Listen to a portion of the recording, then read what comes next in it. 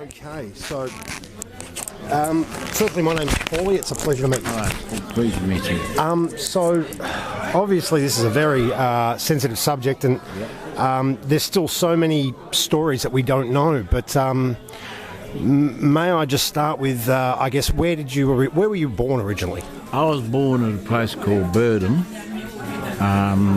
in the Northern Territory. It's about 500 kilometres south of Darwin. Oh wow! So very remote. Very remote. Very remote. And I guess, were you in a small community or a small town? Well, what it was, Birdham was the end of the railway line that came from Darwin. Yes. South. And Birdham was a place where all the cattle used to come. Yes. They bring them to Birdham. That's where all the trucking yards were. Yes. And then they rail them into Vesties in Darwin. That's where meat works were. Okay. So and the other reason why Birdham existed was I was born during the war. When the Japanese were bombing Darwin, the Americans and the Australians had army camps there because they reckoned the Japanese wouldn't go that far because they had all their planes and everything there in Birdham.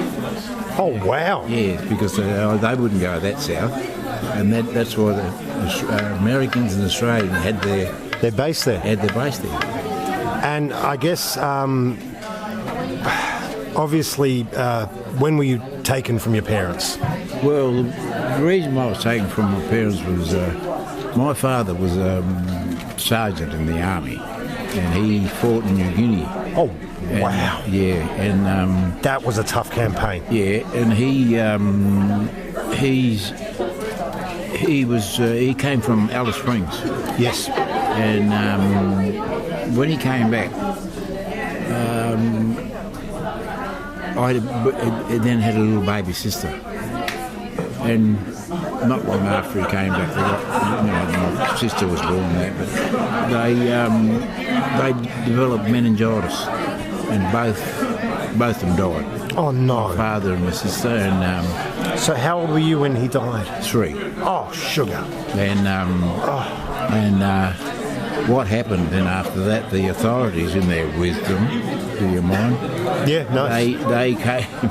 They came along and asked my mother to vacate the premises. So, and they said,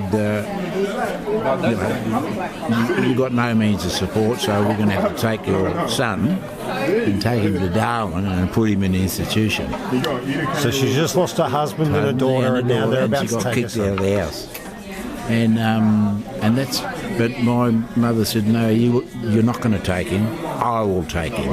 And she took me to the mission, and so that she knew where I was. She couldn't have me because government policy wouldn't let that happen. Yeah. So I stayed there till I was 16. Oh, sugar. And when I was 17, I came here to Perth to play footy. So, in the mission, how did they treat you? The mission was good. The mission was good? The mission was, they fed you and they clothed you, and we went to school. And were you allowed to see your mother? Oh, yeah. Okay. But my mother couldn't take me out because she wasn't married. Even though she had a job, but the government said you can't have him until you can prove that you got a husband. And then it was years later that she got married. Oh, that's good. Yeah, but so I had her. I knew.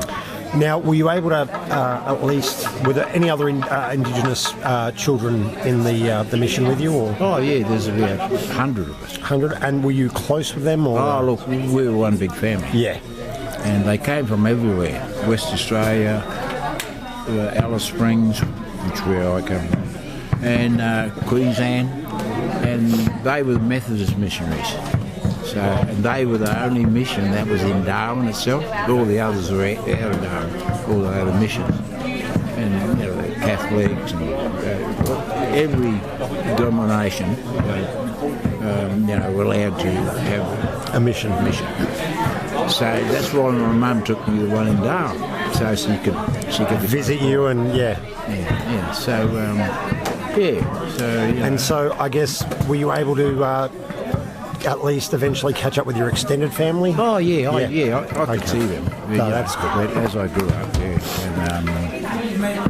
And now after coming to Perth, football became big in your life. Well, football, there's nowhere else I could go. I was there. Yeah. Only way I could go is up. That's it. And football gave me that opportunity.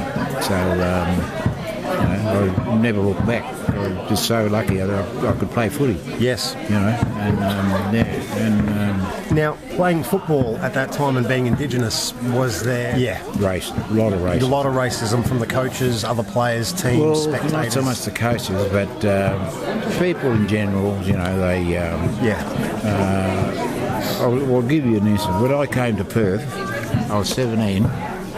There was eight Waffle teams on the list. They had 50 signed up players. So there's 400 players, right? Registered players to play in the Waffle. And I counted how many Aborigines were playing at that time. You know how many there were? 5 out of 400. Yep, that's how bad it was. Yeah. Oh, wow. Yeah, see, a lot of them. So that would have been, that would have been extremely tough. You wouldn't have had anyone to be able to share your experiences with or any of the racism that you were going through. But it hardened you up. It hardened you up. And, that's how hard it was. Yeah, the Adam Goods incident was only maybe 10 years ago. Oh, yeah. And yet we still see racism raising its ugly head again. But I can't imagine what it would have been like back then. Oh, look, it was... Were there segregated change rooms? Or No. Okay. It wasn't that bad, no. Okay. But an old mentor of mine, he was an old mission boy. And he said to me, Bill, when you go away, you're probably going to cop a bit of shit. Yeah. He said, the people who go out of their way to have a go at you, they have the problem, not you. Tell them to go and see a doctor. That's good advice. And he said, if you want to play footy, play footy. If you want to fight, join a boxing club. The two don't mix. He said, a smart man. Oh, very smart man. He was my mentor because I didn't have a dad. Yeah. Now, very, very intelligent man. Talia, you must be quite proud of her. Proud. What's been one of the most memorable achievements of her? Of course, playing with the NBL 1. Oh, yeah. See, when she came over here, I was glad that her father, who's like my brother in Aboriginal way, told her, you go and see your uncle and he'll look after you. Because she speaks about you very highly. Oh, we hear a lot about you from her. Yes, no, she looks up to you a lot. Yeah, I was so happy and I was so proud of her. Yes. When she came here. And she's one of the very few Indigenous athletes in the league and hopefully one of many more to come. Yeah, well, she's got sisters and brothers in Adelaide. They play basketball. Yes. They're good players. I've actually filmed one of them in the WNBL. Her older sister.